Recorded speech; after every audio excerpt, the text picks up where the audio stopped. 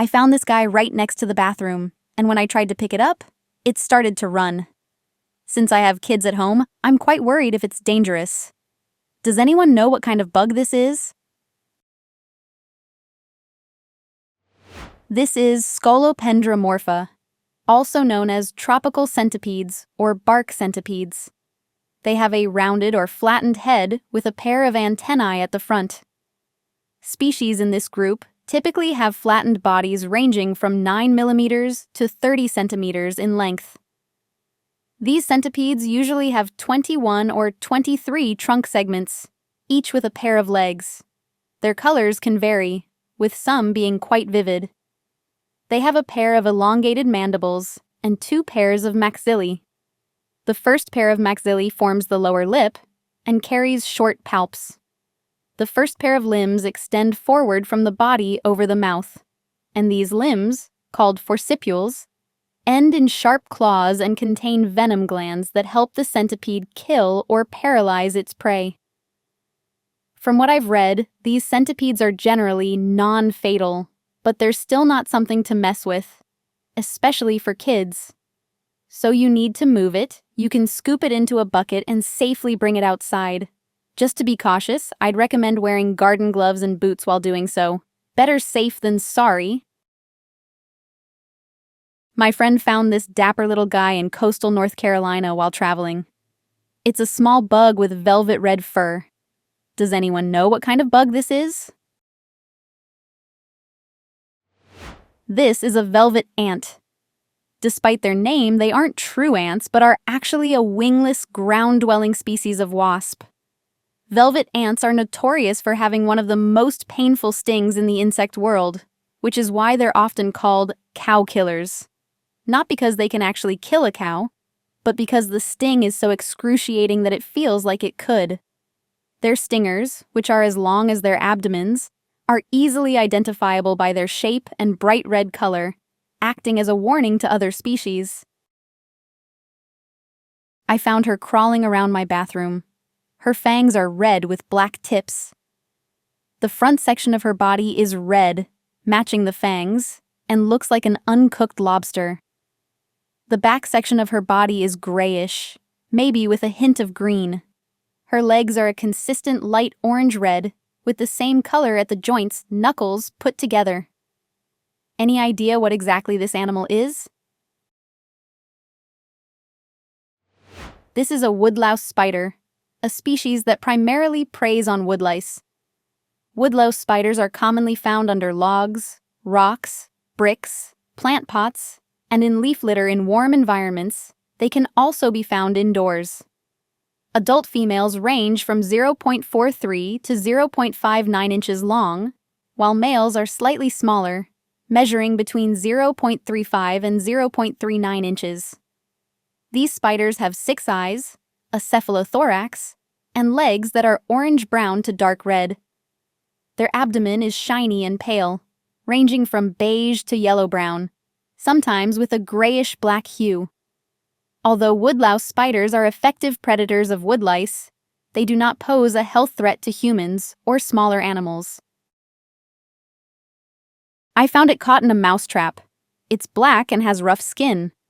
I've checked online images, but still no results. Does anyone know what it is? This is a botfly larva. The larvae of botflies are internal parasites of mammals, with some species growing in the host's flesh and others within the gut.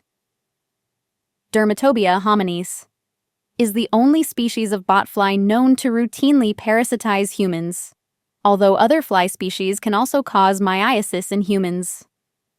Botfly larvae live just under the skin of their host, where they feed continuously and produce more offspring. They are voracious creatures, consuming any part of the host's body they inhabit. This is especially concerning when the larvae develop in the brain. My sisters found a weird bug in the garage, and apparently, it's bigger than an adult male's thumb. The fact that it only appears to have 4 legs and its face is glance makes it even creepier.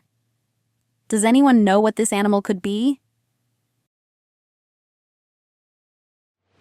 This is a Jerusalem cricket. also known as a potato bug. They have short rear legs, which are equipped with spines on the backs. Their heads are large in proportion to their bodies, and they have strong jaws.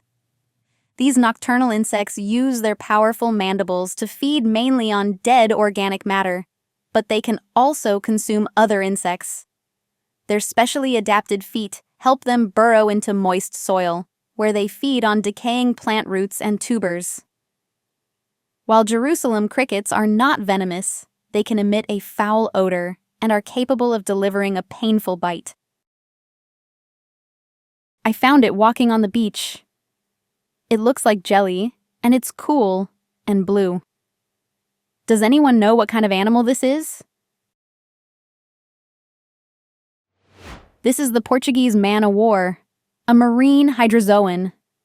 The most noticeable part of it is the pneumatophore, or bladder. This large gas-filled translucent can be pink, purple, or blue, and ranges from 3.5 to 11.8 inches long, rising up to 6 inches above the water. The Portuguese man-o'-war is a carnivore, with long tentacles hanging below the float as it drifts, capturing prey to sting and drag toward its digestive zooids. It typically feeds on small fish, mollusks, shrimp, other small crustaceans, and zooplankton. The sting of the man-of-war usually causes severe pain for humans, lasting 1 to 3 hours. Red, whip-like welts appear on the skin, which can persist for 2 to 3 days. In some cases, the venom may spread to the lymph nodes, causing symptoms that resemble an allergic reaction, including swelling of the larynx, airway blockage, cardiac distress, and shortness of breath. I found this small black bug around my house mailbox. It has 6 legs and 2 long whiskers. It seems to love mailboxes. Any idea what kind of bug this is?